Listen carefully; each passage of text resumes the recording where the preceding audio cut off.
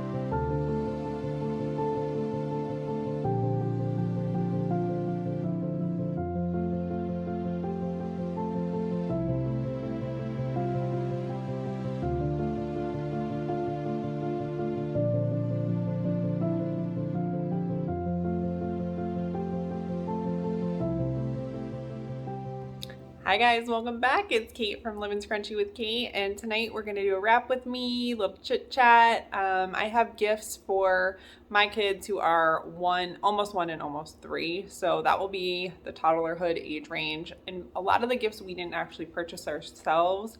We don't live around family, so a lot of the stuff comes in from Amazon and we just wrap it and put it under the tree for our kids.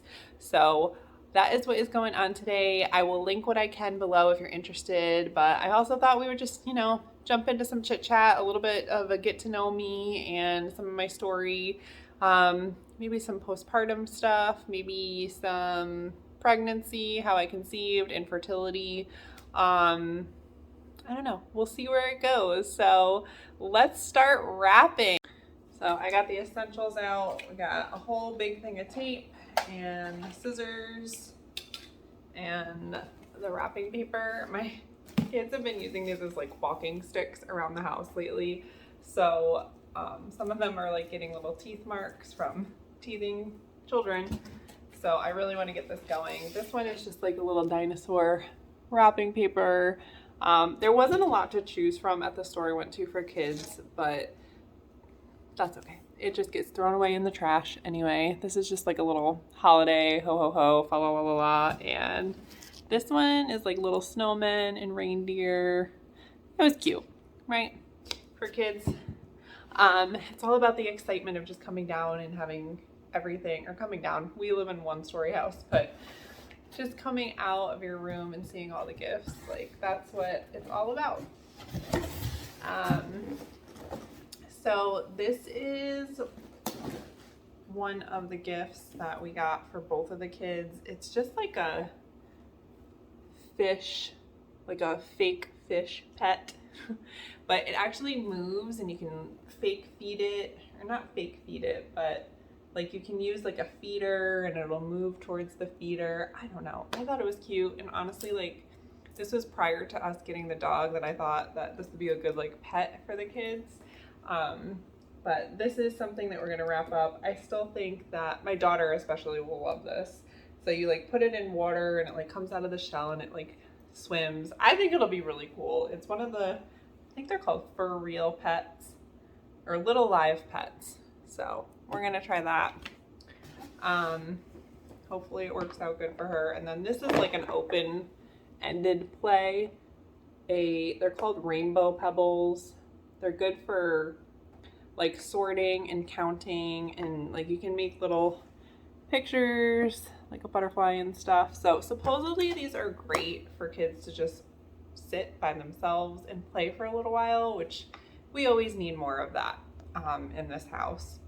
So we're gonna try these out. My daughter absolutely loves blocks, so I'm hoping that that is kind of like similar for her. And also this big preschool book. It's just got, letters and a bunch of activities for kids to do. We have not been great about doing preschool at home this year.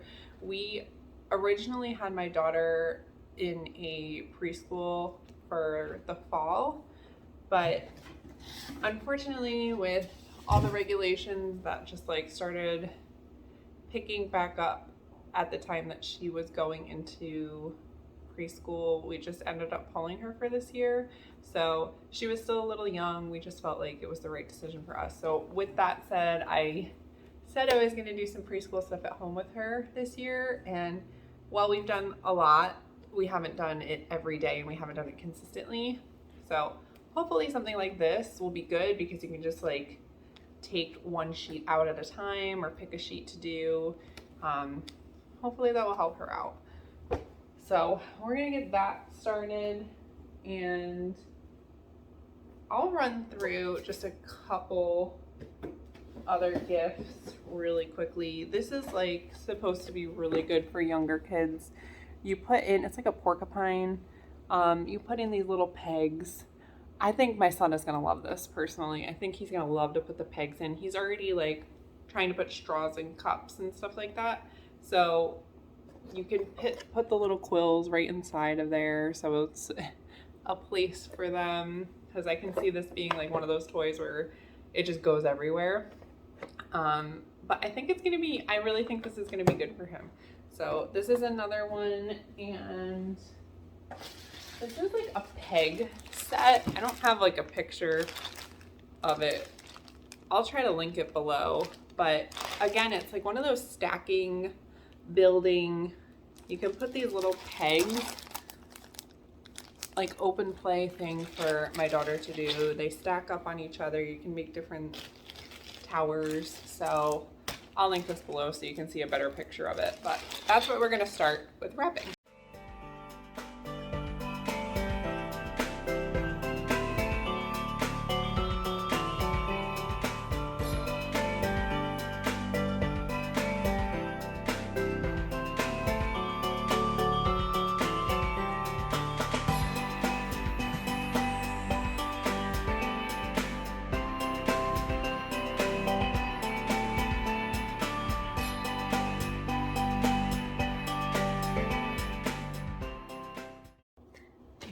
Just so we're all clear, I hope you're not actually here for my wrapping skills, because that is not something that you will be taking away from this video.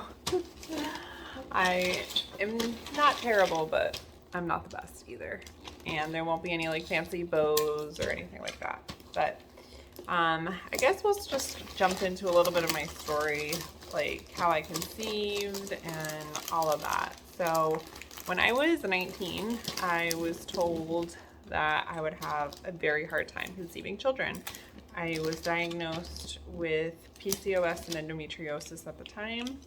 I was told to be put on the Depo-Provera shot, which is the injection of birth control. And I actually think prior to that, I was told to go on a pill. I believe I was on a pill for a while where it was just like I would take the pill and I would not ever get a period. Like it was an extended pill. So before the shot, that's what I was on. And that was my option to manage my symptoms. I was in extremely bad pelvic pain all the time, like to the point where I would be calling out of work. It was unexplained. Nobody knew what was going on. You know, I was sat down with my gynecologist at the time, and so the same day they told me that I'd have a very hard time conceiving was the same day they wanted to put me on a medication that would basically put my body through a fake menopause. That was their cure, my option for getting rid of cysts and growths on my ovaries that were causing problems, or so they thought. I know there are a lot of women that go through, it's called a endoscopy. To be honest with you, I don't remember, but it's like where they make an incision and they do exploratory surgery just to see what's going on in your ovaries, to see if there are things that need to be removed. So I had that scheduled at one point, and basically I got a second opinion from another doctor in that same practice, and he told me that